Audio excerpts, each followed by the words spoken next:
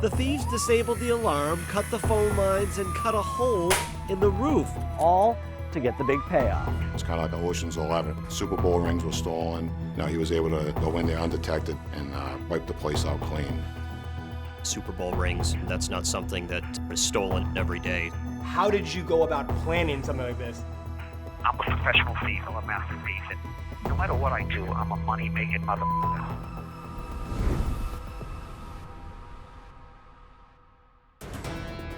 A lifelong criminal and a diehard Patriots fan, Sean Murphy was crushed on Super Bowl Sunday in 2008 when he watched his team lose its chance at a perfect season.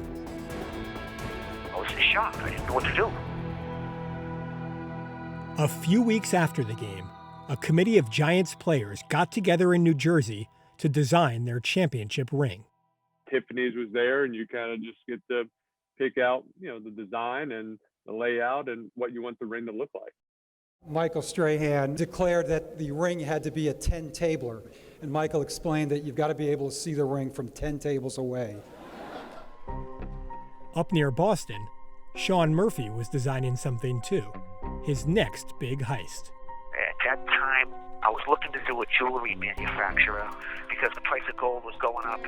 I went into the library and got a list of all the jewelry manufacturers in the New England area.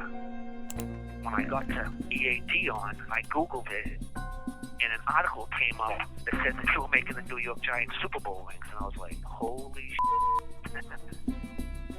When I realized that one of the places we were going to hit had the Super Bowl rings, I was like, them Giants, they don't deserve it. They didn't deserve them rings. Murphy planned to do the job in early June, but about a week before, he was stunned to see the Giants players on the news, celebrating together at a ring ceremony. World champs, baby, world champs. I remember watching TV and seeing the ceremony where they got their rings, and we said, oh, shit, we missed it by a week.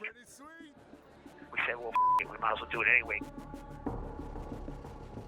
As sunset approached on Saturday, June 7th, 2008, the three-man crew set out for EAD in a white box truck. We usually wear black coveralls with black ninja masks. On your chest of the flight suits, there's two pockets. In one of them, we put a two-way radio with an earplug that goes up through underneath the mask into our left ear. And in the right pocket, we have a police scanner, which has another earplug that goes up through, it goes into the right ear. There's a line directly from the alarm company to the business that monitors at all times. So we would get up on the roof, and then we would cut the phone lines, and I'll usually cut a hole in the roof and drop it to the roof.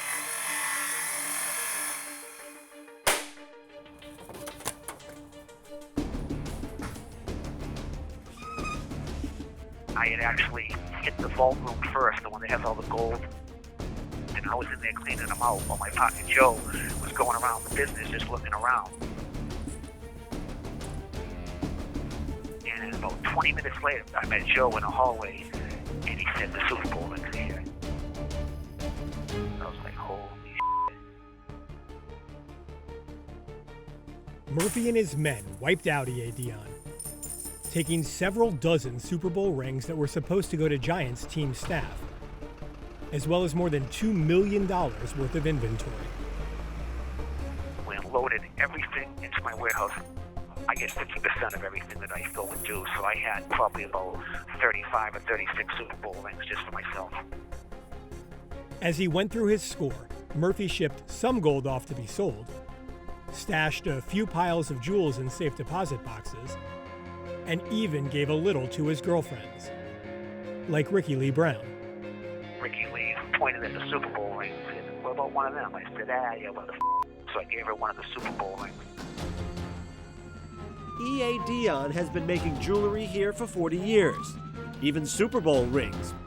Police say the place was hit over the weekend, and it looks like it was a professional job. As soon as I heard about E.A. Dion, the only person that came to mind that was capable of doing such a break was Sean Murphy. Sean Murphy was known to law enforcement as responsible for doing high-end commercial breaks where large sums of money were stolen.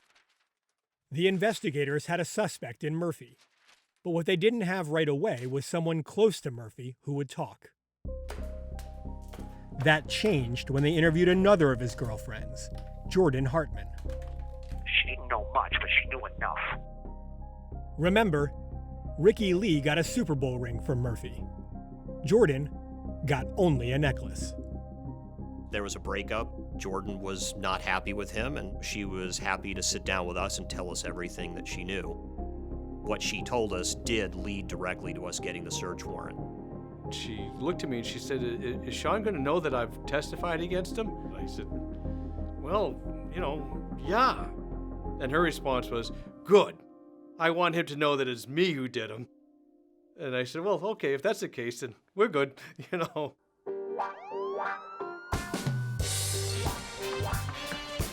came in my house and they raided me, and then they caught me with a couple fake IDs and, a little bit of jewelry here and there, nothing major.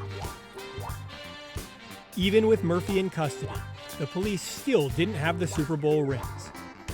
It wasn't until they traced a key they found in Murphy's house to a safe deposit box in a nearby bank that the investigators, 7 months after the break-in, finally had their moment.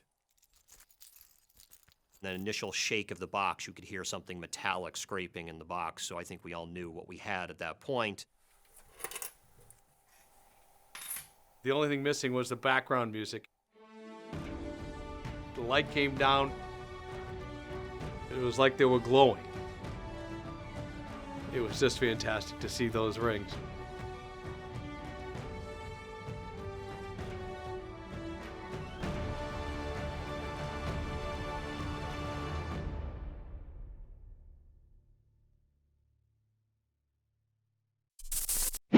Thanks for watching ESPN on YouTube. For live streaming sports and premium content, subscribe to ESPN+.